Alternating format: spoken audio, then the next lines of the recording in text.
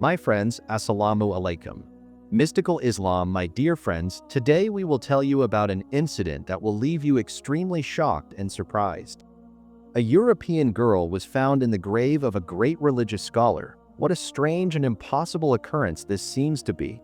In today's video, we will inform you about this incident and share a noble hadith of the Prophet, peace and blessings be upon him, in which he said, "Whoever imitates a group of people is one of them."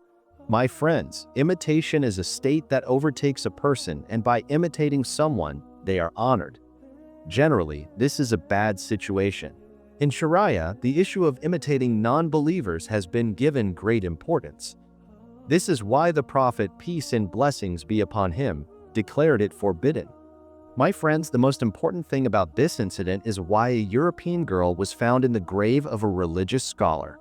We will inform you of the details of this incident, but before that, if you haven't yet subscribed to our channel, Mystical Islam R, we humbly request you to subscribe to our channel first and press the bell icon so that you receive notifications for our upcoming videos. My dear friends, the incident is as follows. In Mecca, a religious scholar passed away and was buried in a Muslim graveyard. A few years after his death, another person passed away. According to Arab tradition, when a grave becomes old, the remains of the previous person are removed, and a new body is buried in its place. In this way, multiple bodies are buried in the same grave. So to bury this other person, the grave of the religious scholar was opened. But when the grave was opened, a strange and astonishing sight appeared.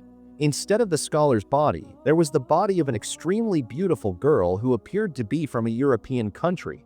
Everyone was shocked, and the news spread quickly throughout the area that in the grave of that scholar, instead of his body, there was the body of a beautiful girl. People came from far and wide to see this sight. Coincidentally, a Muslim traveler from Europe, who had come to Makkah for Hajj, was present there. When he saw the girl's face, he said, "I know this girl. She was from France, and her entire family was Christian, but she had secretly become a Muslim. She had even read some Islamic books from me. Then a few days later she fell ill and passed away. Her family buried her in a Christian graveyard, and now astonishingly her body is here in Makkah." People said that it makes sense for the girl's body to be miraculously transported here because she was a righteous Muslim. But then, where did the scholar's body go? Someone suggested that perhaps the scholar's body was transferred to the girl's grave. The traveler said, "I am returning to my country in a few days after completing Hajj. I will check the girl's grave and see what the matter is." Was found in her coffin. They were extremely shocked and confused about what was happening. When the news reached Mecca that the scholar's body was in the Christian graveyard in the girl's grave, everyone was astonished. It made sense for the girl's body to be miraculously transported to Mecca because she was a righteous Muslim. But what sin had the scholar committed that caused him to be transferred to a Christian graveyard? So they asked his wife what kind of person her husband was that such an incident occurred. His wife said, "My husband was a very pious and prayerful person. He used to pray tahajjud and recite the Quran." The people said, "Think carefully, there must be something that caused all this." After thinking, the wife said, "There was one thing that always bothered me.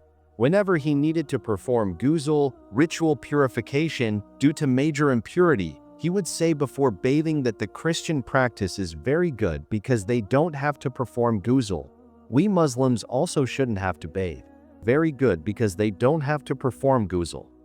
My dear friends, regarding this incident, some of you may not agree with its authenticity or the references provided. But who can deny the noble hadith of the Prophet, peace and blessings be upon him, in which he said, "Whoever imitates a group of people will be raised with them"? Therefore, my dear friends, we must be very careful with our words and keep complete control over them. It's possible that a single irresponsible statement could lead us somewhere we never imagined. My friends, Islam is the only religion that is complete, perfect, and comprehensive. No matter who a person is, what language they speak, or what race they belong to, if they seek guidance in any aspect of their life, Islam provides it. If a person enters Islam and lives according to its guidance, they are promised success in this world and the hereafter. But if a Muslim, instead of following Islamic rulings, looks to non-Muslims and adopts their ways, whether in appearance, clothing, eating, sleeping, dealings, social conduct, or ethics, Islam strictly disapproves of such behavior.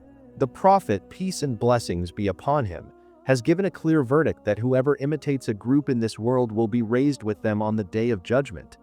Therefore, it is extremely important that in every aspect of our lives, we imitate the appearance and character of our beloved Prophet, peace and blessings be upon him, and incorporate his blessed sunnah into our lives to seek Allah's pleasure and be saved from the terrors of that dreadful day.